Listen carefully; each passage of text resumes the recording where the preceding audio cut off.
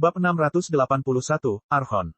Kedua Mage Lord terus bertarung selama beberapa menit. Jika salah satu dari keduanya terlihat lebih lemah dari yang lain, pertarungan tidak akan memakan waktu selama ini. Pertarungan antar penyihir dengan kekuatan yang tidak setara akan selesai dengan sangat cepat, namun pertarungan antara penyihir dengan kekuatan sebanding terkadang bisa memakan waktu berjam-jam. Pertarungan yang begitu lama pada dasarnya bukanlah perlombaan untuk membunuh orang lain dengan cepat tetapi untuk mendapatkan sedikit keuntungan atas mana. Kedua penyihir akan bertarung satu sama lain untuk setiap 0,1% mana dengan seluruh kekuatan mereka. Pertarungan antar penyihir berakhir hanya dalam beberapa detik atau memakan waktu berjam-jam. Jarang sekali terjadi perkelahian yang berlangsung beberapa menit. Itu hanya akan terjadi jika salah satu dari kedua belah pihak melakukan kesalahan besar. Melihat pertarungan yang sudah berlangsung beberapa menit, masyarakat tahu bahwa pertarungan tidak akan berakhir dalam waktu dekat. Namun, mereka juga cukup tertarik untuk menyaksikan pertarungan tersebut. Semakin lama, semakin baik. Setelah beberapa menit, Sang berhenti memperhatikan pertarungan tersebut. Dia sudah menemukan hal yang dia cari. Sementara kedua raja penyihir terus bertarung, Sang berencana bagaimana mewujudkan hal yang telah dia konsepkan. Bang! Tiba-tiba, pertunjukan cahaya warna-warni berhenti, dan sekelilingnya dipenuhi mana alami lagi. Para penonton memandang dengan terkejut pada kedua raja penyihir itu. Mengapa pertarungan itu terhenti? Pertarungan ini terlalu lama untuk pertarungan singkat, namun terlalu singkat untuk pertarungan panjang. Perkelahian sangat jarang memakan waktu beberapa menit. Apa yang sudah terjadi? Saat semua orang melihat ke atas, mereka dapat melihat bahwa Lord Starsky sedang menatap orang di depannya dengan mata menyipit. Pemilik wilayah masih mengenakan jubah birunya, tetapi posisi tubuhnya dan ketidakstabilan getaran mana shieldnya memberitahu semua orang bahwa dia berada di pihak yang kalah. Sepertinya Lord Starsky berada di pihak yang menang, tetapi karena suatu alasan, pertempuran telah berhenti sebelum itu. Untuk sementara, semua orang hanya diam melihat kedua raja penyihir. Aku tidak mengira kamu begitu kuat, kata Lord Starsky. Tuan penyihir berjubah biru hanya tertawa getir. Namun, kamu masih lebih kuat dariku. Mata Lord Starsky semakin menyipit. Sehubungan dengan kekuatanmu, aku bersedia melepaskanmu dan kelompokmu. Raja penyihir setingkat kita jarang ada, dan aku tidak ingin membunuh salah satu dari mereka hanya karena perselisihan. Betapa rendah hati, kata penguasa wilayah, tapi saya tidak berada di level Anda, Tuan Starsky. Lord Starsky hanya memandang penguasa wilayah dengan alis berkerut. Pergi, katanya. Terima kasih, kata penguasa wilayah sebelum mengangkat keempat orangnya bersamanya dan menembak ke arah cakrawala. Dan begitu saja, kelompok dengan prajurit misterius yang gagal dalam turnamen menghilang. Apa yang telah terjadi? Salah satu teman Lord Starsky bertanya kepada Lord Starsky melalui transmisi suara. Dia tahu ada sesuatu yang tidak beres di sini. Pertama-tama, durasi pertarungannya mencurigakan. Selain itu, Lord Starsky bukanlah seseorang yang membiarkan orang yang meremehkannya pergi. Jika Lord Starsky benar-benar berhasil mendapatkan keuntungan atas penguasa wilayah, dia akan memanggil kedua temannya untuk mengakhiri hidupnya dalam sekejap sebelum membunuh kelompok prajurit tersebut. Dia tidak akan pernah membiarkan mereka pergi seperti ini. Pasti ada yang tidak beres. Saya tidak tahu persisnya, jawab Lord Starsky sambil terus melihat ke arah di mana tuan wilayah terbang. Apa maksudmu dengan kamu tidak tahu? Teman Lord Starsky yang lain bertanya. Maksudku, aku tidak tahu kenapa mereka ingin melawanku, jawab Lord Starsky. Orang seperti itu bisa pergi begitu saja jika mereka mau. Kedua teman Lord Starsky mengangkat alis mereka dengan bingung. Selama pertarungan, mereka hanya mengadakan pertunjukan, jelas Lord Starsky. Kelihatannya mencolok dan mewah, tapi aku tidak merasakan beban atau kemauan sebenarnya di balik mantra mereka. Sepertinya mereka hanya melemparkan barang secara acak agar terlihat mengesankan alih-alih benar-benar bertarung. Dua raja penyihir lainnya cukup terkejut. Mereka tidak menyadarinya, dan dari apa yang mereka rasakan, tuan penyihir asing itu cukup kuat. Namun, Lord Starsky mengatakan bahwa mereka sebenarnya tidak serius selama pertempuran. Sesaat sebelum pertarungan berakhir, mereka sengaja membiarkan dirinya terkena salah satu mantraku, kata Lord Starsky. Mantra itu sebenarnya hanya dimaksudkan untuk mengganggu kemurnian mana di sekitar, tapi mereka sebenarnya sengaja masuk ke dalamnya dan bertindak seolah-olah mereka telah terluka karenanya. Dua raja penyihir lainnya saling memandang dengan ragu. Apa yang kamu coba katakan? Salah satu dari mereka bertanya. Lord Starsky semakin mengerutkan alisnya. Saya menduga mereka mungkin adalah seorang Archon. Mulut kedua raja penyihir hampir terjatuh. Jika mereka tidak memiliki pengalaman dan latihan selama ribuan tahun, mereka mungkin secara tidak sengaja menunjukkan keterkejutan mereka kepada massa di bawah mereka. Seorang Archon, apa kamu serius? Salah satu dari mereka berdua bertanya dengan gugup dan kaget. Tuan Starsky hanya mengangguk. Apa itu Archon? Archon adalah gelar untuk tuan penyihir yang telah memahami konsep tingkat 5. Singkatnya, itu adalah raja penyihir yang bisa menjadi raja penyihir jika ada lebih banyak mana yang tersedia di dunia. Archon bukanlah sesuatu yang langka. Sekitar 10% dari masing-masing raja penyihir kerajaan adalah Archon, yang berarti hampir 10.000 Archon di dunia. Namun, Archon di luar kekaisaran sangatlah langka. Hampir semua Archon adalah bagian dari kekaisaran karena kekaisaran adalah satu-satunya cara bagi Archon untuk benar-benar menjadi raja penyihir di masa depan. Menemukan Archon yang bukan milik kekaisaran sangatlah sulit. Faktanya, hal itu hampir mustahil. Tapi ada yang muncul di sini. Peluangnya sangat kecil. Apakah mereka berasal dari kekaisaran yang berbeda? Salah satu tuan penyihir bertanya. Mungkin, jawab Lord Starsky. Saya akan memberitahu Lightning Manor setelah pemenang turnamen diumumkan. Dua raja penyihir lainnya tidak yakin apakah menunggu adalah ide yang baik, tetapi mereka mengenal teman mereka. Dia ingin mempertahankan kesan bahwa dia adalah pemenang dengan cara apapun, dan bersikap bingung dan gugup sekarang akan menghancurkan penampilan itu. Ini hanyalah salah satu kelemahan karakternya yang harus mereka atasi. Babak 682, prajurit, orang barbar, ahli senjata. Setelah grup beranggotakan 5 orang tersisa, Star City dinobatkan sebagai juara turnamen untuk menemukan prajurit terkuat.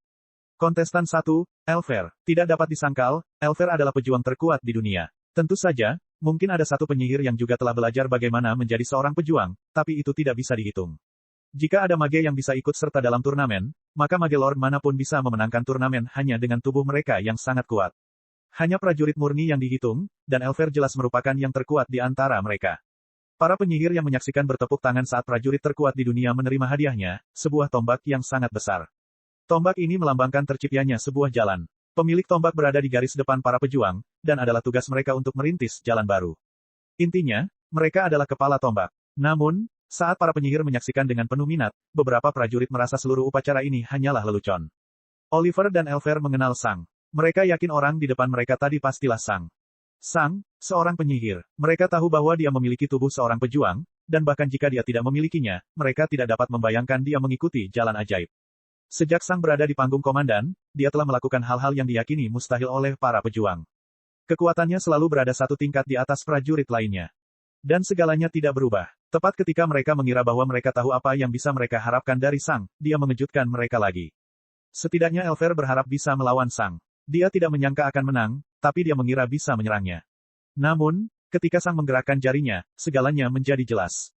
Elfer tidak menjadi sasaran serangan itu, tapi dia bisa merasakan kekuatannya. Hanya dengan menggerakkan jarinya, Sang telah memanggil kekuatan alam ke-6. Dia bahkan belum mengeluarkan senjatanya. Melawannya tidak ada bedanya dengan melawan penyihir leluhur. Melawannya tidak ada bedanya dengan melawan Zonebis. Elfer, prajurit terkuat di dunia. Tidak, semua prajurit yang ikut serta dalam turnamen ini adalah prajurit pertama yang mencapai alam ke-5. Mereka adalah pemula di alam ke-5, dan mereka masih perlu mengenalnya. Sulit untuk menerimanya, tetapi semua orang di tahap tubuh berlian tahu bahwa mereka tidak akan pernah mencapai alam ke-6. Faktanya, para pejuang yang lebih kuat dan mawas diri bahkan menyadari bahwa tahap tubuh intan bukanlah alam ke-5 yang sesungguhnya. Paling-paling, itu bisa dianggap sebagai prototipe alam ke-5 yang sebenarnya. Dibutuhkan banyak pemurnian agar menjadi cukup kuat untuk bertindak sebagai landasan untuk mencapai alam ke-6. Elfer, sebagai pencipta Diamond Body Stage, bisa melihat kemungkinan jalan ke depan, tapi akan sulit untuk menciptakan sesuatu seperti itu. Pertama, mereka perlu menemukan cara untuk membuat B-Score. Kemudian, mereka perlu menemukan cara untuk memperbaiki masalah kontrol mana. Mungkin jalur mana yang berbeda akan berhasil. Terakhir, setelah memikirkan tentang kaum barbarian, Elfer memikirkan cara untuk menukar kendali atas kekuasaan dengan kekuatan yang lebih besar. Sesuatu seperti menggunakan amarah untuk memperkuat kekuatannya. Buat B-Score, ubah jalur mana, buat teknik untuk mendorong mana lebih jauh. Kemudian, ketika semua itu hadir, ini mungkin menjadi alam ke-5 yang cukup kuat untuk bertindak sebagai fondasi untuk mencapai alam ke-6. Namun apakah mereka akan tetap menjadi pejuang pada saat itu? Jika semua itu menjadi kenyataan, para pejuang fisik ini dapat mencapai kecepatan beberapa kali lebih cepat daripada binatang buas dan memiliki tubuh beberapa kali lebih kuat dari binatang buas. Bagi seorang penyihir yang melawan pejuang seperti itu seperti melawan binatang buas yang 2 tingkat di atas mereka. Sangat sulit namun bukan tidak mungkin. Pejuang fisik ini sama kuatnya dengan penyihir. Orang barbar, iya, Elfer berpikir sambil melihat ke langit. Dia baru saja menerima tombaknya tadi. Setelah beberapa saat, dia menghela nafas. Mungkin aku tidak seharusnya menjadi seorang pejuang. Tubuhku telah dirusak oleh tubuh intanku yang tidak lengkap. Saya tidak akan menjadi bagian dari masa depan. Pada saat itu, semua guru yang telah meninggal di Akademi Prajurit tempat Elfer belajar terlintas di benaknya, terutama dekan lama. Dekan tua itu telah menciptakan tahap jalan sejati, namun ia juga memiliki jalan terlemah di antara setiap pejuang yang ada. Sungguh menyedihkan. Namun, pengorbanannya membuat orang-orang seperti Mervyn dan Sang menjadi sekuat mereka. Ketika Elfer memikirkan Diamond Body Stage miliknya, dia merasakan hal serupa. Saya mungkin bukan bagian dari masa depan, tapi penelitian saya akan mempengaruhi masa depan. Elfer tidak yakin dengan apa yang dia rasakan. Penyesalan, frustrasi, kemarahan, penerimaan, melankolis, nostalgia. Jalannya telah berakhir. Sejauh ini dia bisa melangkah. Mulai sekarang, dia akan fokus menyempurnakan tubuh intannya lebih jauh lagi. Tujuannya adalah untuk menciptakan orang barbar sejati. Orang barbar yang tidak lebih lemah dari para penyihir atau prajurit Sang. Saat Elver menerima perannya, Oliver mengertakkan gigi karena frustrasi.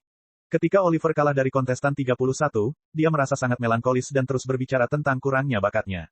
Dia telah mengatakan bahwa jalannya mungkin juga telah mencapai akhir. Namun, ketika dia melihat Sang, dia melupakan semua itu. Keinginannya untuk membalas dendam telah menghilangkan seluruh keraguannya. Itu dia adalah pembunuh gurunya, dia adalah pembunuh Raja Storm. Dia menghancurkan segalanya, dia telah membawa kiamat ke kalangan pejuang. Dan dia masih hidup, dia harus membayar, dia harus mati. Mati. Namun, meski pikiran Oliver hampir dibutakan oleh amarah, dia belum kehilangan seluruh rasionalitasnya. Semua senjatanya yang hancur merupakan pengingat yang kuat akan kenyataan.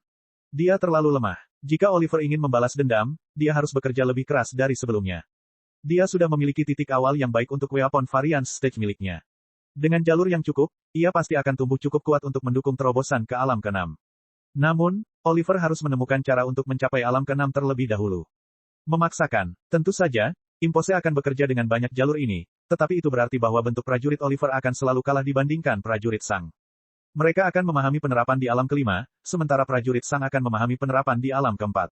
Jika para pejuang Oliver terus mengikuti jalan Sang Pejuang, mereka akan selalu tertinggal satu langkah. Oleh karena itu, Oliver perlu menciptakan sesuatu yang baru. Pasti ada sesuatu yang bisa dia lakukan untuk meningkatkan kekuatan senjatanya lebih jauh lagi. Memahami lebih banyak jalan saja tidak akan membawa akhir, tapi pasti akan membantu. Memahami suatu jalan seperti memahami konsep tingkat 1. Ini mungkin tidak terlalu berguna, tapi itu pasti meningkatkan kekuatan seseorang. Master senjata, ya, Oliver berpikir dengan mata menyipit. Baik, kamu selalu menjadi pejuang terkuat. Sebaiknya ambil judulnya, akan kutunjukkan padamu bahwa ahli senjata adalah petarung fisik terkuat di dunia. 700 tahun yang lalu, hanya ada satu jalur yang bisa diambil oleh seorang pejuang fisik yang memiliki potensi atau kekuatan apapun. Jalan pejuang. Sekarang, 700 tahun kemudian, ada 3. Prajurit, orang barbar, dan ahli senjata. Dan perbedaan antara ketiga jalur ini akan semakin bertambah seiring berjalannya waktu. Bab 683, Pengecoran Kekosongan. Sang berdiri di tengah kawah dengan beberapa celah di dalamnya. Dia diam-diam berdiri di depan kepala dan tubuh. Dia tidak mengatakan apapun selama beberapa detik. Saya kira itu tidak berhasil. Seseorang yang mengenakan jubah hitam berdiri di belakang Sang. Ini adalah sweeper yang membawa Sang ke Sky Lantern saat itu. Saat ini, tugasnya adalah mengawasi Sang. Rencana kuil darah sedang dalam tahap akhir, dan mereka membutuhkan Sang untuk selalu ada kapanpun mereka dihubungi oleh keluarga Twilight Dust. Sang sedang berkeliling dunia, dan untuk mengawasinya, mereka menugaskan penyapu yang mengawalnya saat itu. Dia seharusnya melindungi Sang dari binatang leluhur yang terlalu kuat, menghentikannya berjalan ke lokasi berbahaya, dan memastikan bahwa dia tidak melarikan diri karena alasan apapun. Singkatnya, dia pada dasarnya adalah pengasuh atau penjaga Sang. Tidak, jawab Sang. Saya tidak terkejut, kata penyapu. Kamu mencoba memahami sesuatu yang jauh melampaui levelmu. Butuh waktu lebih dari 300 tahun bagi saya untuk mempelajari cara menyerap semua mana di atmosfer untuk memperkuat mantra saya, dan saya adalah seorang penyihir leluhur. Tidak masalah, jawab Sang sebelum menghancurkan mayat tanpa kepala di depannya. Setelah itu, Sang terbang ke langit dan terbang. Penyapu mengikuti setelah Sang. Mengapa kamu begitu mati-matian mencoba memahami void casting saat ini? Dari apa yang saya lihat, sesuatu seperti itu akan digunakan untuk mencapai alam ke-7, bukan alam ke-6. Memahami void casting sebelum mencapai alam ke-6 pada dasarnya tidak mungkin, dan kamu bahkan bukan seorang penyihir. Kau hanya membuang-buang waktu saja, katanya. Aku memerlukan 10 pelet aliran pikiran kelas 6, kata Sang dengan suara tanpa emosi. 10 lagi, tanya si penyapu. Kuil telah mengajukan beberapa keluhan terakhir kali aku memberimu beberapa. Aku tidak peduli berapa banyak pelet aliran pikiran yang kamu gunakan, tapi kuil mungkin terlalu memikirkan dukungan mereka kepadamu jika kamu terus menyedot uang sebanyak itu dari mereka. Kekhawatiranmu tidak ada artinya, kata Sang netral. Kesunyian. Baik, kata penyapu dengan suara dingin sambil memanggil botol berisi pil. Aku seharusnya tidak mencoba membantumu. Dia melemparkan botol pil itu ke Sang, yang mengantonginya. Sang mencari gua terpencil dan menugaskan penyapu untuk membuat penghalang isolasi di sekitarnya. Dia tidak ingin ada orang yang ikut campur. Lalu, Sang memanggil sesuatu. Ketika penyapu melihat benda yang dipanggil Sang, dia menarik napas dalam-dalam. Dia bukanlah orang yang menderita setiap kali benda ini dipanggil, tapi dia masih merasa cemas. Itu adalah ruang isolasi. Sang telah membawa salah satu ruang isolasi dari Ichi Bastion bersamanya. Ruang isolasi memotong semua jenis mana dari dalamnya. Karena Sang mencoba memahami void casting, dia berpikir untuk menggunakan ruang isolasi. Void Casting bekerja dengan secara cepat mengisi mantra dengan mana yang jauh lebih banyak daripada yang dapat ditanganinya dan kemudian melepaskan semua mana tersebut sebelum dapat menghancurkan mantra itu sendiri. Itu adalah tindakan keseimbangan yang rumit. Jika seseorang menggunakan terlalu banyak mana, seluruh mantra akan meledak ke wajah penyihir. Jika seseorang menggunakan terlalu sedikit, pada dasarnya tidak akan terjadi apa-apa. Namun, saat penyihir menggunakan Void Casting untuk mengisi mantra mereka dengan lebih banyak mana, Sang mencoba menggunakan Void Casting untuk mengisi tubuhnya dengan lebih banyak mana. Jika Sang secara tidak sengaja menyerap terlalu banyak, tubuhnya akan meledak. Bahkan, sudah beberapa kali meledak. Kehidupan Sang selalu dalam bahaya setiap kali dia menyerap terlalu banyak mana, dan dia sudah hampir mati sebanyak 5 kali. Tapi dia tidak mau berhenti. Selain itu, dia menemukan bahwa tubuhnya berhasil menyerap mana lebih banyak setiap kali dia mencobanya lagi. Sayangnya, kecepatan pertumbuhan kemampuan ini sangat lambat. Menurut Sweeper, jika Sang benar-benar ingin mencapai Void Casting dengan tubuhnya, dia memerlukan sekitar 1.500 tahun pelatihan untuk mencapainya. Umur Sang hanya tersisa kurang dari 300 tahun. Metode pelatihan Sang sudah lebih dari intens, dan dia tidak pernah istirahat satupun sejak penyapu menerima pekerjaan ini. Dia juga terus mencari lebih banyak monster untuk mencoba kemampuan barunya di saat-saat berbahaya. Namun, meski dengan semua itu, Sang masih membutuhkan waktu sekitar 1.500 tahun. Menurut jalan yang diciptakan Sang untuk para prajurit perlu memahami Void Casting untuk mencapai alam ke-7. Ini berarti mereka sudah berada di alam ke-6, yang memiliki umur panjang 5.000 tahun. 1.500 tahun untuk mencapai alam ke-7 dari alam ke-6 akan sangat mengesankan. Terlebih lagi, seorang pejuang di alam ke-6 akan memiliki tubuh dan pikiran yang lebih kuat daripada Sang. Namun Sang akan mampu mencapai hal itu dengan tubuh dan pikiran seorang pejuang di alam ke-5. Namun, semua itu masih memerlukan waktu 5 kali lebih lama dari tahun yang tersisa bagi Sang. Karena itu, latihan Sang menjadi semakin gila. Alih-alih hanya melawan binatang buas, Sang kini mencari penyihir leluhur. Dia akan menyerang mereka dan kemudian menggunakan mantra mereka dengan sengaja. Jika dia tidak berhasil menyerap sebagian besar mantra musuh dengan tubuhnya, mantra tersebut akan meledakkannya dan membunuhnya. Itu benar-benar gila. Itu adalah bunuh diri. Itu tidak masuk akal. Sang memaksa tubuhnya untuk beradaptasi atau mati. Tapi itu masih belum cukup. Tubuhnya masih belum beradaptasi cukup cepat. Saat itulah Sang memutuskan untuk menggunakan ruang isolasi. Dia akan membuat tubuhnya kelaparan akan mana untuk waktu yang lama. Tubuhnya akan menginginkan lebih banyak mana, dan ia akan mencoba menyerap mana sebanyak mungkin. Tapi tidak ada mana, dan kemudian, ketika Sang akan mati, ruang isolasi akan terbuka dan membiarkan mana masuk. Kedengarannya sederhana, namun, proses yang tampaknya sederhana ini adalah hal paling menyakitkan yang pernah dialami Sang sepanjang hidupnya. Bab 684, Sekarat. Sang menunggu di depan ruang isolasi sebentar. Bahkan baginya, masuk tidaklah mudah. Dia telah berlatih di dalam ruang isolasi 3 kali sebelumnya, dan ketiga kali itu sangat menakutkan. 1 bulan, 24 hari, 6 jam, kata Sang. Penyapu menarik napas dalam-dalam. Itu 3 jam lebih lama dari sebelumnya. Sang hampir mati terakhir kali. Saya mengerti, kata penyapu. Dia ingin meyakinkan Sang untuk tidak melakukan hal seperti itu. Jika dia tidak berhenti, suatu hari dia akan mati karena latihan gilanya. Namun, dia ingat bagaimana Sang dengan dingin mengabaikan kekhawatirannya sebelumnya, dan dia memutuskan untuk tidak mengatakan apapun. Sang mendekati ruang isolasi dan berhenti di dekat pintu masuknya. Jantungnya berdebar kencang, dan seluruh tubuhnya berteriak padanya agar tidak masuk. Itu tidak terlihat di luar, tapi jauh di lubuk hati, Sang ketakutan. Dia berada dalam ketakutan yang mendalam. Akhirnya, dia menarik napas dengan gemetar dan masuk. Kemudian, dia duduk di tengah-tengah ruang isolasi. Lakukan, katanya. Ekspresi penyapu tidak terlihat di balik jubah hitamnya, tapi dia juga cemas. Dia sudah cukup mengenal Sang selama beberapa tahun terakhir, dan dalam beberapa hal, dia sangat menghormati tekadnya. Dia tidak ingin melihat Sang mati. Meski begitu, itu adalah keputusannya. Penyapu hanya menarik napas dalam-dalam dan menutup pintu masuk. Dari luar, tampak seperti pelat hitam muncul di pintu masuk kubus hitam besar, yang kemudian menyatu dengan dinding. Terakhir, penyapu mengaktifkan beberapa lingkaran ajaib, salah satunya adalah pengingat untuk mengeluarkan Sang. Kemudian, dia hanya duduk dan menunggu di samping kubus hitam. Di dalam kubus, Sang sedang duduk diam. Lucunya, setelah pintu itu benar-benar tertutup, ketakutan dan kegelisahan Sang agak mereda. Tidak ada jalan keluar lagi. Tidak ada mana dan spirit sense yang bisa keluar dari ruang isolasi. Beberapa lingkaran sihir menyerap semua guncangan di ruang isolasi dan mempertahankannya di tempatnya. Sang tidak dapat menghancurkan ruang isolasi, dan karena itu terbuat dari biji entropi, Sang bahkan tidak dapat menggunakan kemampuan entropinya untuk keluar. Biji entropi kebal terhadap kekuatan entropi. Sang terjebak. Apapun yang dia lakukan, dia akan tetap berada di ruang isolasi ini selama 1 bulan, 24 hari, dan 6 jam. Sang tidak bergerak sama sekali. Bahkan pikirannya hampir mati. Pikiran dan tubuh Sang memasuki kondisi kesurupan yang mendalam. Maka, Waktu berlalu. Setelah 2 hari, semua mana di dalam ruang isolasi habis. Mana adalah hal yang memungkinkan para penyihir dan pejuang untuk hidup. Berada di area tanpa mana seperti berada di bawah air sebagai makhluk fana.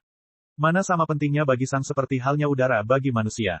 Jika Sang diteleportasi ke bumi seperti sekarang, dia akan mati dalam waktu 2 bulan.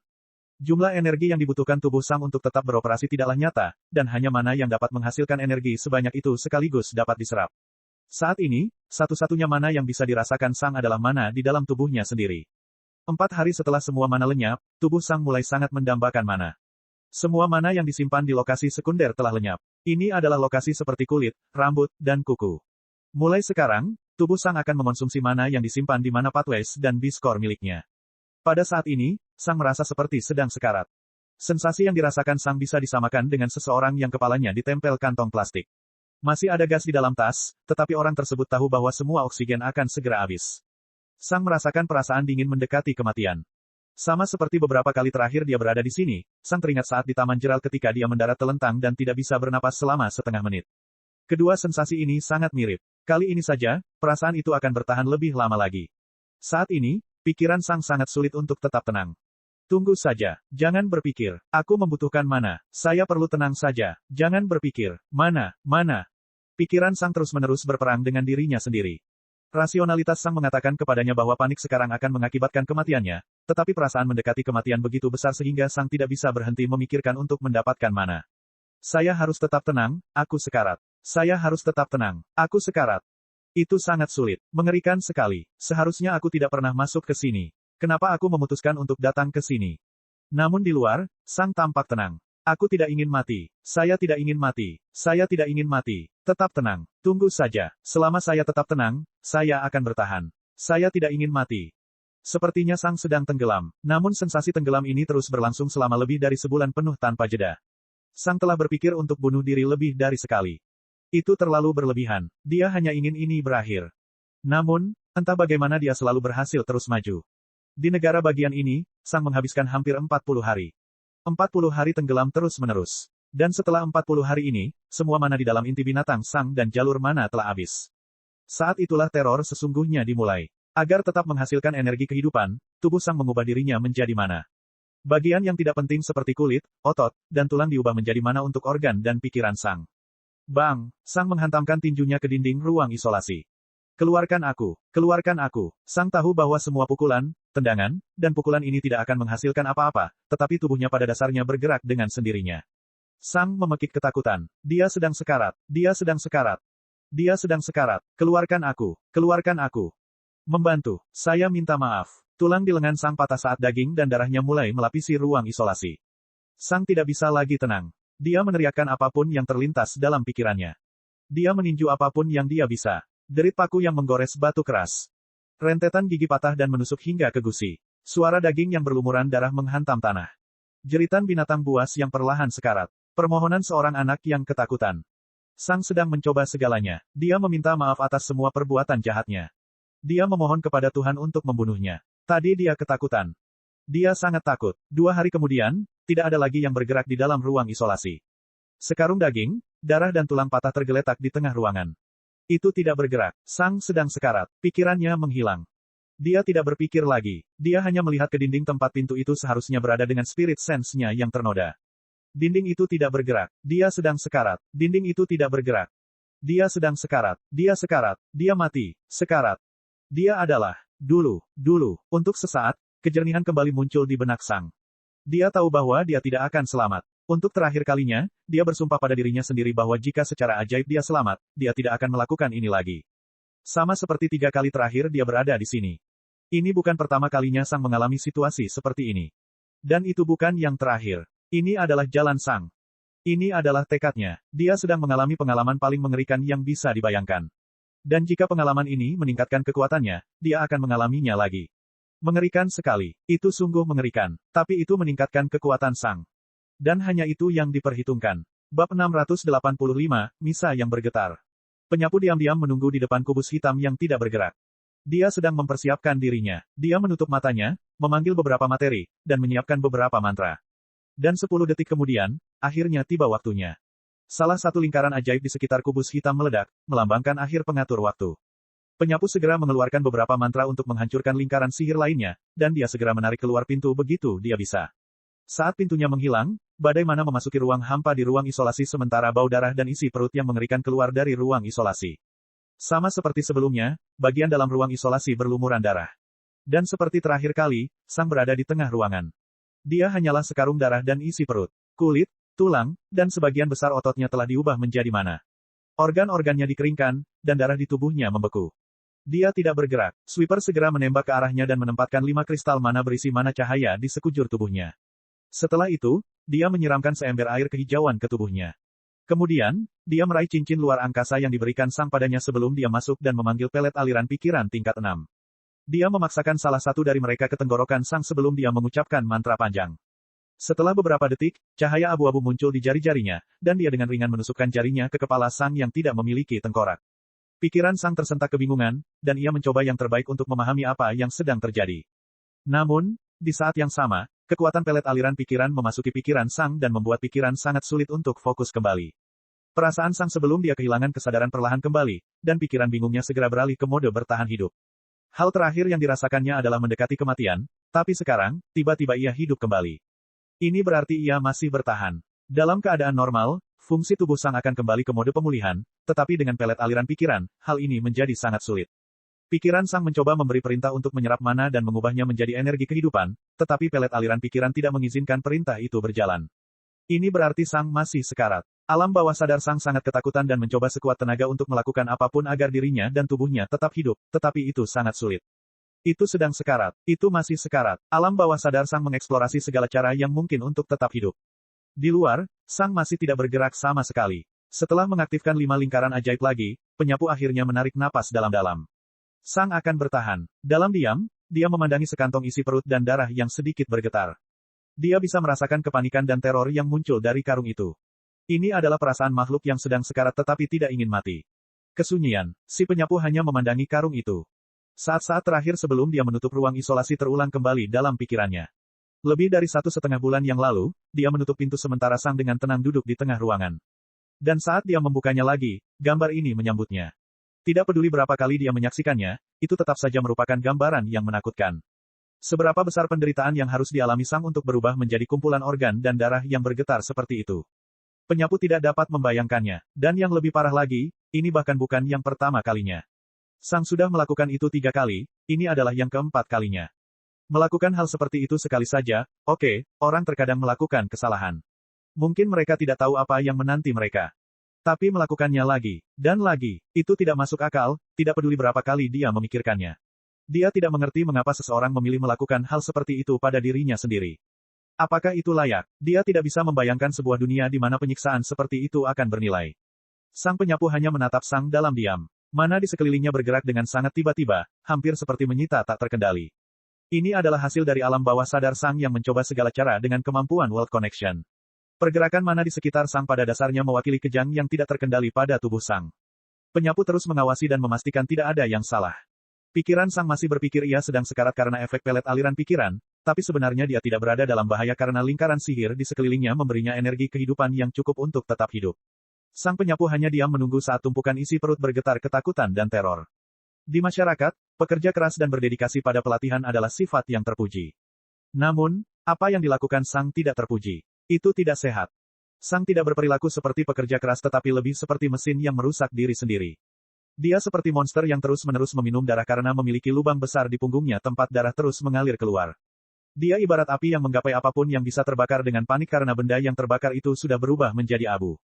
Dia adalah orang kelaparan yang memakan kulitnya sendiri agar tetap hidup. Dan yang terburuk, yang membunuh Sang adalah dirinya sendiri. Dia adalah orang yang berusaha mati-matian untuk mengakhiri hidupnya sementara dia juga berusaha mati-matian untuk bertahan dari hal-hal yang dia lakukan pada dirinya sendiri. Berapa kali lagi sebelum Sang terpeleset dan mati. Lalu bagaimana? Akankah semuanya sepadan? Mengapa berkorban begitu banyak hanya untuk mati terhadap diri sendiri? Ketika Sang akhirnya mengorbankan dirinya, apa yang tersisa? Masa organ dan darah bergetar ketakutan dan teror. Penyapu diam-diam memperhatikan. Dia tidak ingin melihat hal seperti ini lagi. Bab 686, Negosiasi. Sang perlahan berdiri dan membersihkan tubuh barunya dari semua darah kering. Setelah itu, dia dengan tenang mengenakan satu set jubah baru dan memasang perban baru di sekitar rongga matanya. Dia perlahan keluar dari ruang isolasi, meninggalkan bagian tubuh manusia yang berlumuran darah. Ketika dia melangkah keluar, dia mengangkat lengannya dan mengarahkannya ke ruang isolasi. Boom! Sebuah ledakan brutal terjadi dari pintu ruang isolasi, dan setelah lenyap, semua materi biologis di ruang isolasi hilang. Terakhir, Sang menyingkirkan ruang isolasi lagi. Penyapu hanya melihat ke arah Sang dari samping. Ada ekspresi kompleks di wajahnya, yang tersembunyi di balik jubahnya. Banyak sekali perasaan yang dia rasakan saat ini. Disayangkan, amarah, frustrasi, takut, tapi juga sedikit kebahagiaan dan kelegaan. Sang memang monster, tapi dengan cara yang sangat tidak wajar, dia ingin melihat seberapa jauh dia bisa melangkah. Jika dia entah bagaimana berhasil bertahan, akan jadi apa orang seperti dia nantinya. Ada penurunan efisiensi, kata Sang tiba-tiba. Penyapu tidak menjawab. Terakhir kali, tubuh saya tumbuh sedikit lebih besar. Saya tidak yakin apakah ini berkurang atau apakah ini terkait dengan waktu antar sesi, jelas Sang. Sesi berikutnya akan diadakan sekitar 10 tahun lagi. Saya perlu melihat apakah masa tunggu yang lebih lama akan meningkatkan efisiensi lagi. Penyapu menarik napas dalam-dalam. Dia baru saja pulih, dan dia sudah merencanakan waktu berikutnya dia akan memasuki ruang isolasi. Saya khawatir hal itu tidak mungkin terjadi, kata penyapu.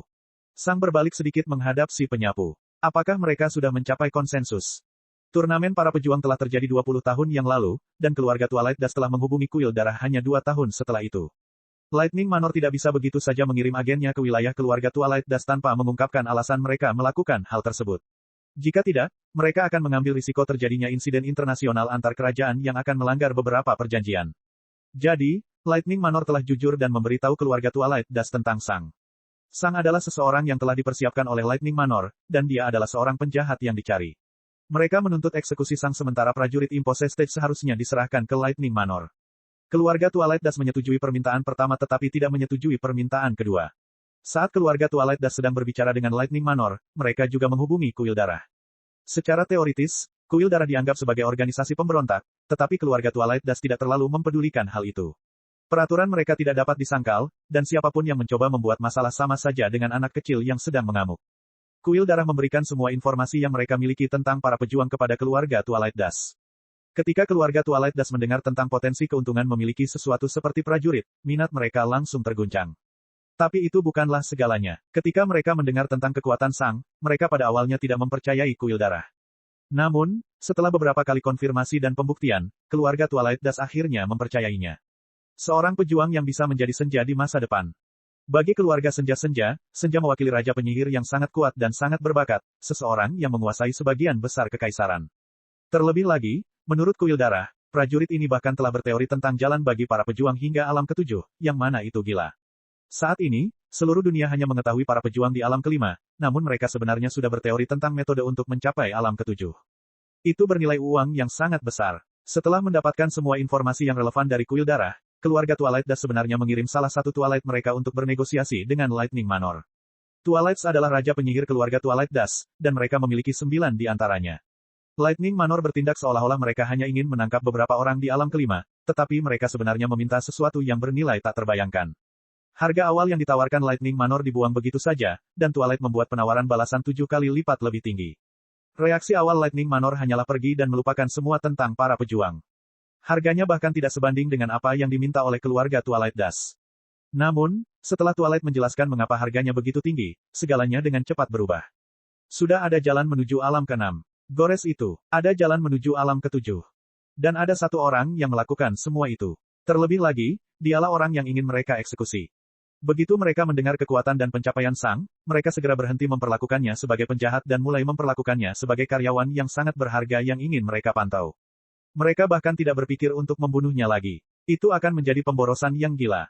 Setelah memeriksa semua informasi, Lightning Manor juga mengirim salah satu raja penyihir mereka untuk bernegosiasi dengan keluarga Twilight Dust. Dan negosiasi ini telah berlangsung selama hampir 20 tahun hingga saat ini. Mereka telah mencapai kesepakatan, kata si penyapu pada Sang. Dalam 2 tahun, Lightning Manor akan mengirimkan orang-orangnya untuk mengumpulkan semua prajurit di tahap jalan sejati dan lebih tinggi, termasuk kamu. Sang menoleh dan memalingkan muka dari penyapu. Jadi, ini sudah berakhir ya? Dia bertanya. Penyapu itu mengangguk. Kamu akan segera meninggalkan kuil darah, dan kamu juga tidak perlu menghapus KP-mu. Lightning Manor membayar hak istimewa itu. Mereka tidak ingin kamu merusak pikiranmu. Sang terdiam beberapa saat. Kuil darah. Dia telah tinggal di kuil darah selama hampir 500 tahun. Dan sekarang, dia akan pergi. Perasaan yang aneh. Berapa banyak yang didapat kuil darah? Sang bertanya. Penyapu memandang ke arah Sang. Kekhawatiran saya terhadap Anda yang menggunakan terlalu banyak sumber daya tidak berdasar, katanya. Aku tidak tahu angka spesifiknya, tapi aku tahu bahwa kuil darah memperoleh lebih dari 300 kristal mana tingkat 7. Dan aku tidak tahu berapa sebenarnya penghasilan keluarga Twilight Dust. Bab 687, Minat. Selama 2 tahun berikutnya, Sang melanjutkan pelatihan seperti biasa. Dia sangat ingin memahami void casting sebelum umur panjangnya berakhir, yaitu sekitar 280 tahun. Sang sekarang berusia sekitar 720 tahun, yang sudah sangat tua bagi seseorang di alam kelima. Seseorang dengan usia seperti itu biasanya dianggap sebagai seseorang yang jalannya telah berakhir. Mereka hanya akan terus meluncur sampai umur panjang mereka habis, tidak pernah mencapai alam berikutnya. Sayangnya, menghabiskan begitu banyak waktu di setiap alam adalah satu-satunya cara bagi Sang untuk mendapatkan dasar yang kuat. Jika jalan Sang sudah direncanakan sejak awal, dia bisa melakukan beberapa latihan untuk tubuhnya sambil memahami konsep penjumlahan dan pengurangan. Selain itu, mungkin juga ada metode yang lebih baik bagi para pejuang untuk memahami void casting. Namun, Sang adalah prajurit terkuat. Tidak ada jalan yang bisa dia ikuti. Dia harus membuatnya sendiri. Jika ada peta bintang untuk Adum dan subsisnya, dia mungkin juga bisa menghemat 1 abad. Jika dia memiliki pendukung yang lebih besar, Sang juga akan memiliki bidang yang jauh lebih baik untuk memahami konsep penjumlahan dan pengurangan. Saat ini, Sang telah memahami konsep ini dengan melihat binatang dengan afinitas yang agak cocok, tapi itu jelas bukan metode terbaik. Dengan wilayah yang lebih baik, Sang mungkin bisa menyelamatkan 1 abad lagi. Dalam hal ini, Sang hanya akan berusia sedikit di atas 500 tahun, memberinya waktu hampir 500 tahun untuk memahami void casting. Itu akan jauh lebih mudah. Sayangnya, hal ini hanya sebatas seandainya saja. Sang hanya bisa berharap semua masalah ini akan hilang begitu dia bergabung dengan Lightning Manor. Meskipun demikian, Sang tidak pernah menyia-nyiakan sedetik pun hidupnya, dan dia terus berlatih dengan segala yang dimilikinya. Dia membiarkan penyapu menggunakan beberapa lingkaran sihir kuat yang memaksa mana masuk ke tubuh Sang berulang kali. Tubuh Sang meledak lagi dan lagi, tapi dia tidak bergeming. Ini hanya rasa sakit biasa, dan dia sudah terbiasa dengan hal itu sehingga konsep rasa sakit menjadi terdistorsi. Setiap kali Sang merasakan sakit yang luar biasa, dia bahkan tidak yakin lagi apa yang dia rasakan. Apakah itu tidak nyaman? Ya, tapi dia tidak bisa mendeskripsikannya. Apakah itu menyakitkan? Dia tidak tahu. Di satu sisi, Sang tidak bisa merasakan sakit lagi karena apa yang dia rasakan setiap kali tubuhnya terluka telah menjadi begitu membingungkan dan tidak penting sehingga dia bahkan tidak yakin apa itu atau apakah dia merasakannya atau tidak. Selain itu, dia telah menyaksikan kehancuran tubuhnya berkali-kali sehingga dia benar-benar melepaskan diri darinya. Ketika Sang menyaksikan dadanya meledak dan organ-organnya keluar dari tubuhnya, dia tidak merasakan perbedaan dibandingkan ketika dia melihat batu di jalan pecah berkeping-keping. Sepertinya tubuhnya bukan dia. Sepertinya semua hal yang terjadi padanya tidak benar-benar terjadi padanya. Itu monoton, membosankan, tidak penting, abu-abu, dan berulang-ulang. Setelah bertahun-tahun membantu Sang dalam pelatihannya, penyapu itu sudah terbiasa dengannya. Tentu saja, toleransi rasa sakit yang tinggi penting bagi seorang penyihir yang kuat, tetapi setiap kali dia melihat Sang berlatih, sepertinya dia sedang menyaksikan sesuatu yang seharusnya tidak ada. Manusia, hewan, dan binatang seharusnya merasakan sakit dan ketakutan saat terluka, bukan? Toleransi rasa sakit yang tinggi memang bagus, tapi ini konyol. Apakah Sang sudah menjadi manusia lagi? Semakin banyak waktu yang dia habiskan bersama Sang, dia terlihat semakin tidak normal dan tidak wajar.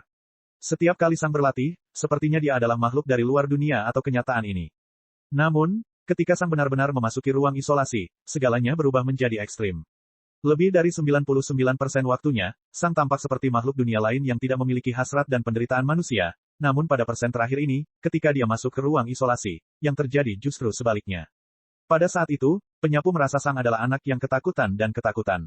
Rasanya seperti seorang anak miskin dan polos yang mengalami nasib tragis. Ironisnya, nasib itu adalah keinginannya sendiri. Inilah 2 ekstrim Sang yang disaksikan oleh penyapu. Sikap apatis dan sikap acuh tak acuh yang ekstrim.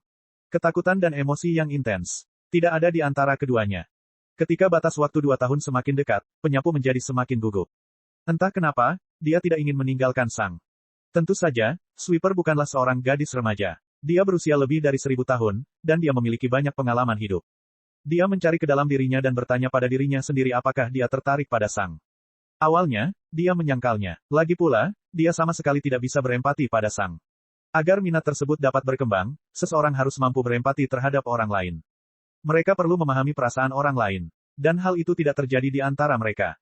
Hampir sepanjang waktu, penyapu itu seperti sedang melihat hantu yang tidak ada manusia di dalamnya. Namun ketika penyapu benar-benar menganalisis perasaannya lebih jauh, dia menyadari bahwa perbedaan antara 2 ekstrim Sang mempunyai daya tarik yang kuat pada dirinya. Semua orang di dunia hanya melihat satu versi Sang itu, tapi dialah satu-satunya yang pernah melihat versi Sang yang lain. Sisi rentannya, sisi ketakutannya, bisa dibilang, dia mengenal Sang lebih baik daripada orang lain di seluruh dunia. Pada akhirnya, dia sampai pada kesimpulan bahwa, ya, dia tertarik pada Sang. Namun, bagaimana dengan itu? Akankah suatu hubungan berhasil? Apakah dia akan peduli? Tidak, itu tidak mungkin. Dia mengenal Sang lebih baik daripada orang lain, dan itulah sebabnya dia juga tahu mengapa hal itu tidak akan pernah berhasil. Sang secara eksklusif fokus pada kekuatannya, tidak pada yang lain.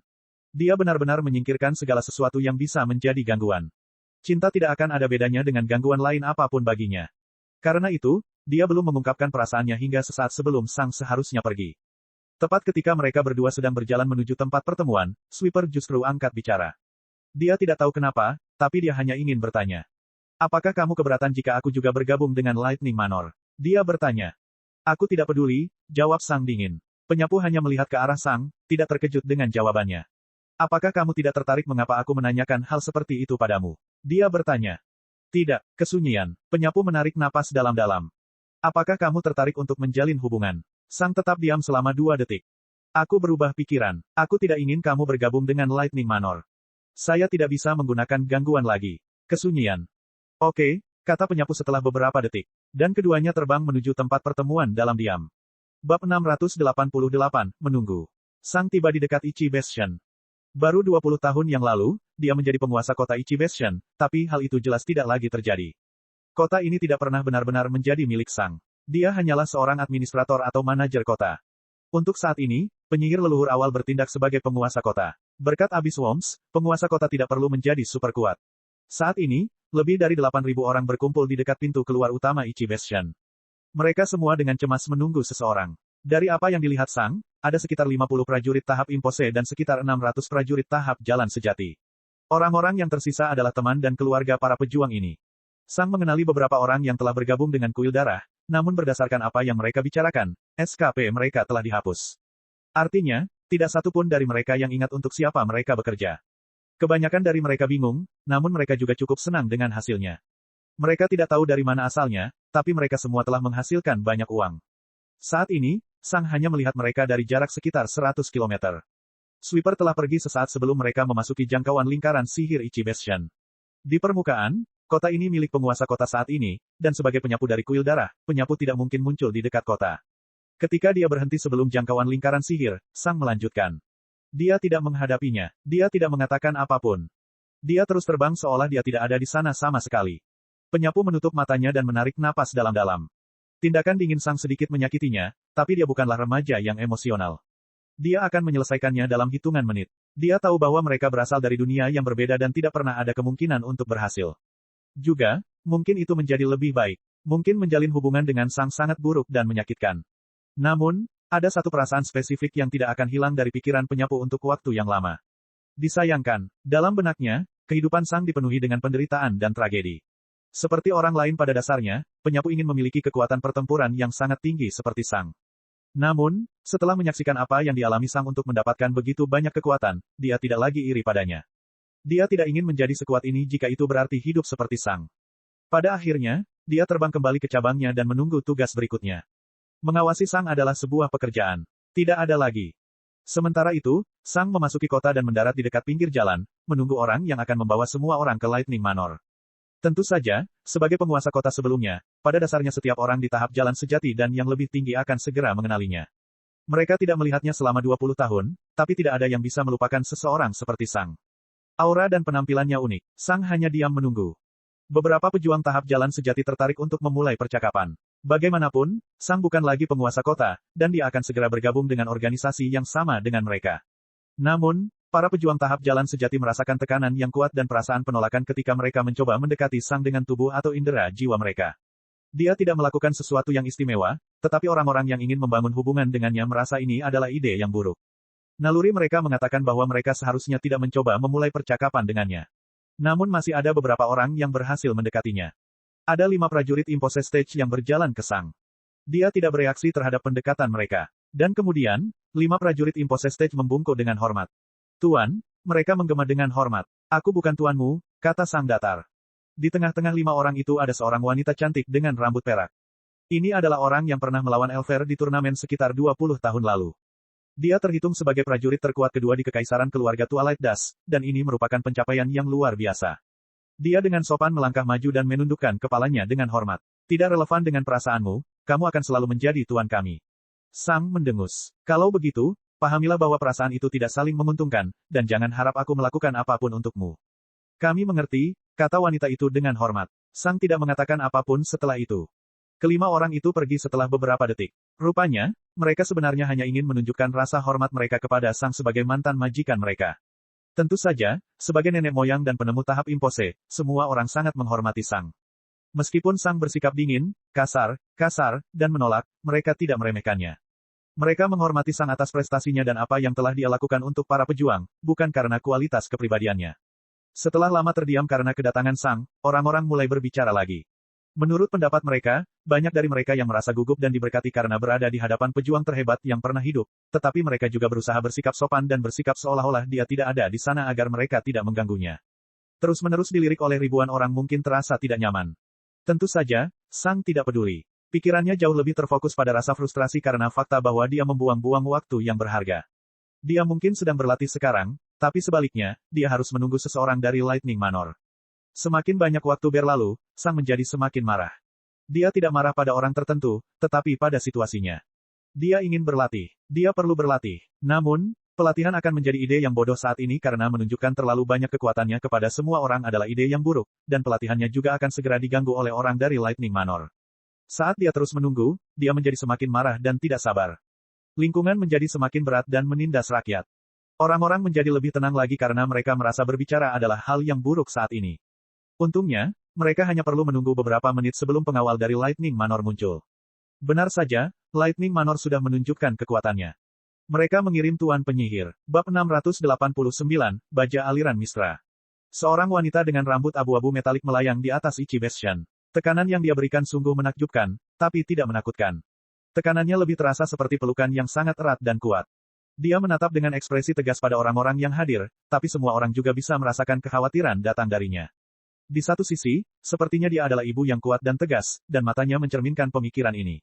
Ini milikku. Inilah yang dikatakan matanya. Halo semuanya, katanya dengan suara sopan namun memerintah. Namaku Mistra Flowsteel, dan aku adalah seorang Bolt dari Lightning Manor. Itu berarti aku adalah salah satu Mage Lord di Lightning Manor. Orang-orang yang hadir saling memandang. Haruskah mereka menyambutnya? Haruskah pemimpin mereka maju dan menyambutnya? Beberapa orang melirik ke arah Sang, tapi Sang tidak bergerak sama sekali.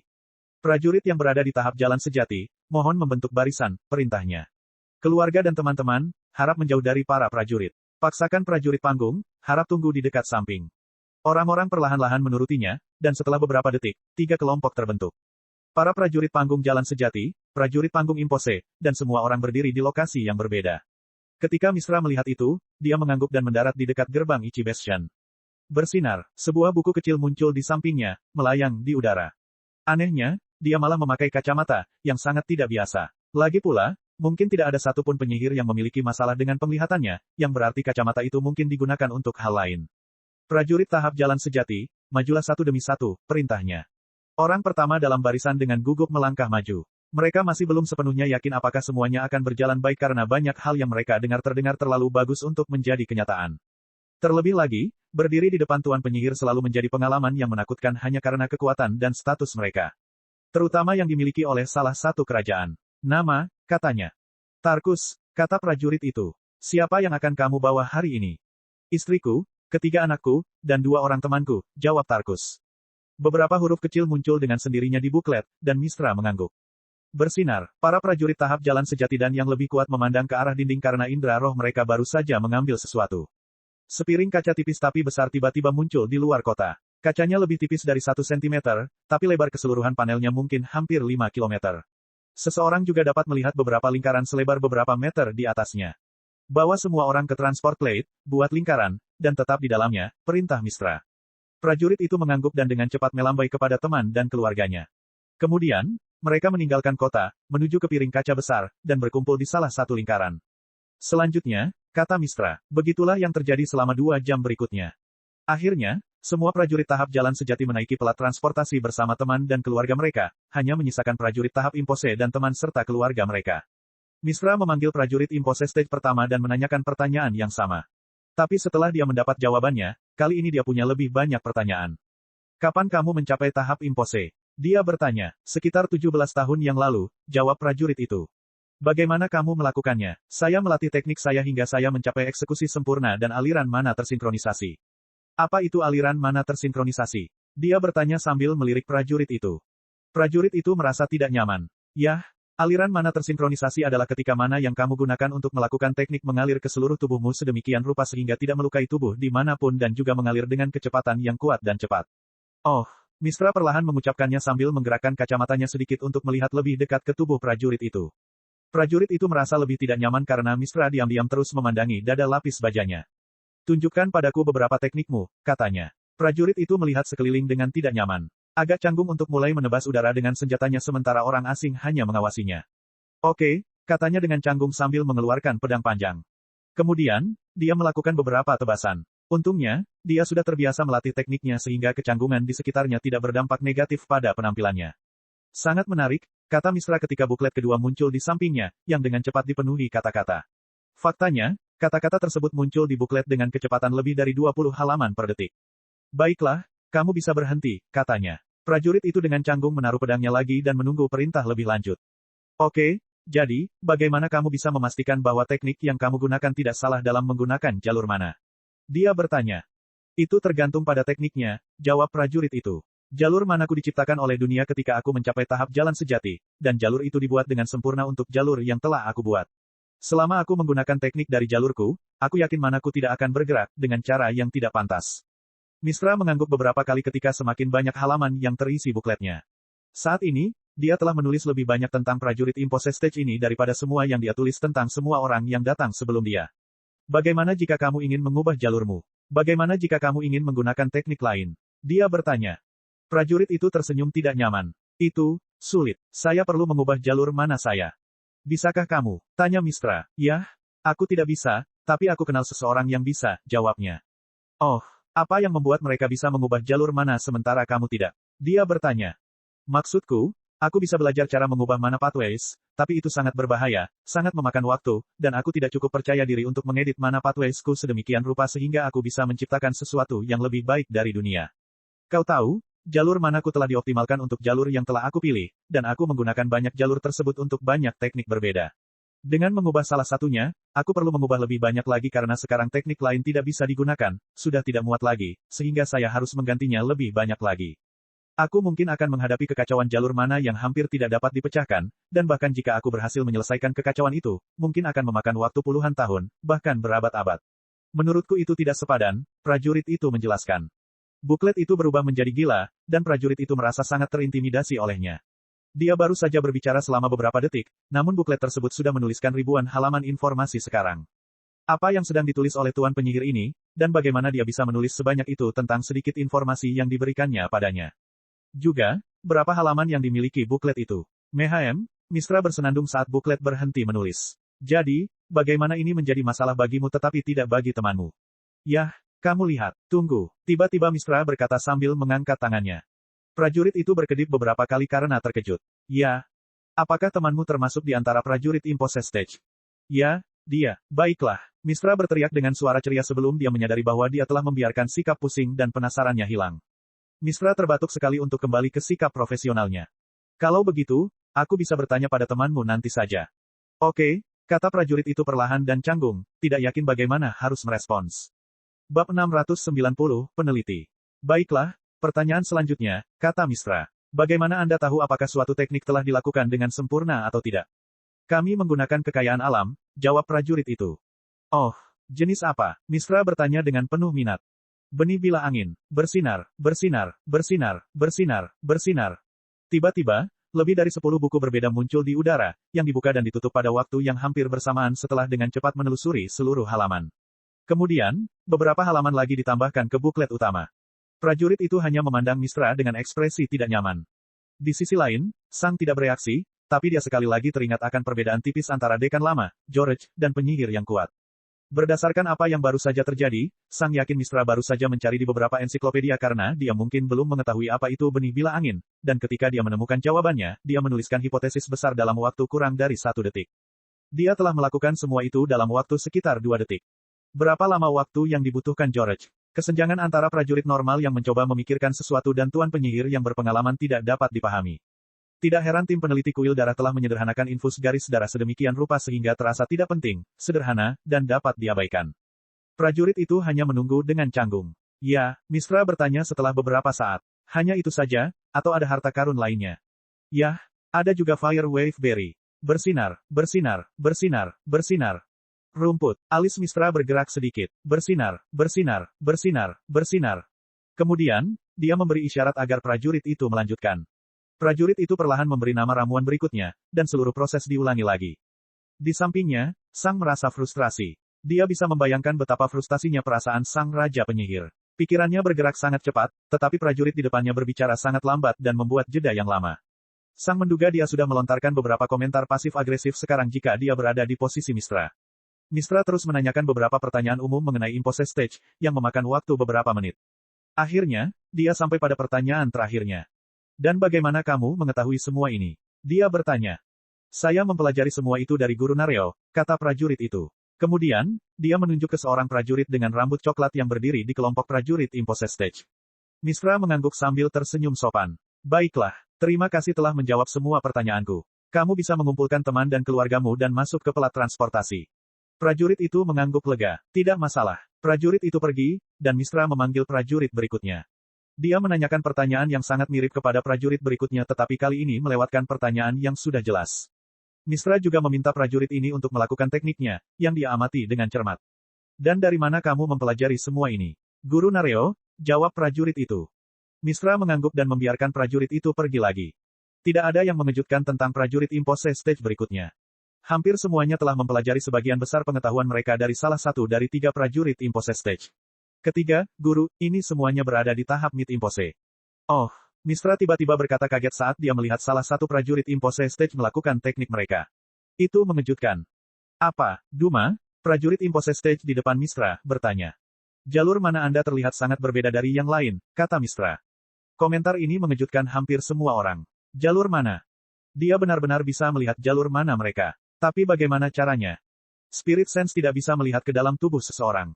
Sang sudah menduga hal seperti ini ketika dia melihat Mistra memakai kacamata.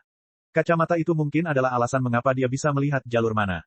Ya, itu karena saya mengubahnya, kata Duma. Kilatan keingintahuan dan kegembiraan muncul di mata Mistra sebelum bukletnya mulai menulis lebih banyak halaman berisi kata-kata. Kali ini, Mistra terdiam selama hampir 10 detik ketika bukletnya terus menulis. Lalu, berhenti. Silakan lanjutkan teknikmu, kata Mistra sopan sambil melambaikan tangannya. Duma dengan canggung memandangi buklet yang melayang diam-diam itu. Itu tidak melakukan apapun. Lalu, Duma perlahan mengangkat perisainya. DRRRRRRRRRR. Dan buklet itu dengan gila-gilaan mulai menulis lagi. Duma merasa semakin canggung. Dia benar-benar baru saja mengangkat perisainya, dan Mistra menulis informasi sebanyak 20 halaman. Kemudian Duma mendorong perisainya ke depan. DRRRRRRRR. Dan buklet itu terus ditulis. Kali ini, Mistra membiarkan Duma menampilkan semua tekniknya selama hampir 20 menit, dan dia bahkan mendorongnya untuk menunjukkan lebih banyak lagi. Dia ingin melihat seluruh tekniknya. Apakah ini semua? Tanya Mistra. Ya, jawab Duma. Dan kemudian, sesuatu yang mengejutkan terjadi. Mistra mengerutkan kening. Apa kamu yakin? Dia bertanya dengan sedikit kesal dan kecewa. Duma menjadi sedikit gugup. Maksudku, ya, itu semua teknik yang akan aku gunakan dalam pertarungan. Oke, kata Mistra perlahan, tetapi apakah ada teknik yang tidak akan kamu gunakan? Misalnya, teknik yang terasa tidak nyaman untuk mana pathways-mu. Yah, ada beberapa, kata Duma. Tolong lakukan itu juga, kata Mistra. Maksudku, oke, tapi harap diingat bahwa aku tidak akan menggunakannya dalam pertarungan, katanya. Tentu saja, kata Mistra sambil tersenyum sopan. Kemudian Duma menampilkan lebih banyak teknik selama 10 menit. Baiklah, itu sudah cukup, kata Mistra sambil tersenyum puas. Duma mengangguk dan menyimpan senjatanya. Sebagai ucapan terima kasih, kamu bisa mendapatkan ini. Mistra berkata ketika buklet kedua keluar dari buklet utamanya. Duma memandang dengan alis terangkat ke buklet itu. Terima kasih, tapi apa itu? Dia bertanya. Saya merancang sistem jalur mana yang dapat menggabungkan semua teknik Anda. Itu akan banyak membantu Anda. Kesunyian, keheningan yang memekakkan telinga. Apa? Duma hampir berteriak. Kamu bisa pergi ke plat transportasi bersama teman dan keluargamu sekarang, kata Mistra. Tidak, maksudku, iya, maksudku, tunggu sebentar. Duma tergagap. Mistra mengangkat alisnya. Ya, apa maksudmu kamu merancang sistem jalur mana? Duma bertanya. Aku merancangnya, kata Mistra dengan sedikit kebingungan. Aku tidak mengerti pertanyaannya. Kamu seharusnya tahu apa itu sistem jalur mana, kan? Maksudku, kamu mengubahnya sendiri. Ya, benar, tapi butuh waktu lebih dari 1 abad untuk menghasilkan karya saya yang sekarang. Duma hampir berteriak. Ya, itu karena kamu seorang pejuang, kata Mistra sambil melambaikan tangannya meremehkan. Saya telah menjadi peneliti di Lightning Manor selama lebih dari 7.000 tahun. Ketika Anda mengetahui dasar-dasar biologi dan cara kerja kekuatan dan mana, tidak terlalu sulit untuk membuat sistem jalur mana. Bahkan mungkin seorang penyihir sejati atau penyihir tinggi. Penyihir bisa melakukannya. Sekarang silakan ke pelat transportasi. Saya masih ada orang lain yang perlu diwawancarai, kata Mistra. Tangan Duma gemetar saat melihat buklet yang dipegangnya dengan ekspresi ngeri dan tidak percaya. Akhirnya, Mistra menjadi tidak sabar dan mendorong Duma keluar dari gerbang dengan spirit sense-nya. Sekelompok kecil orang lainnya buru-buru mengejar Duma. Baiklah, selanjutnya. Cek. Rakan-rakan kultivator sekalian, sebelum retret, sila terus berkultivasi untuk jurus subscribe, like, share dan komentar agar sekte novel Zadim terus berkembang pesat.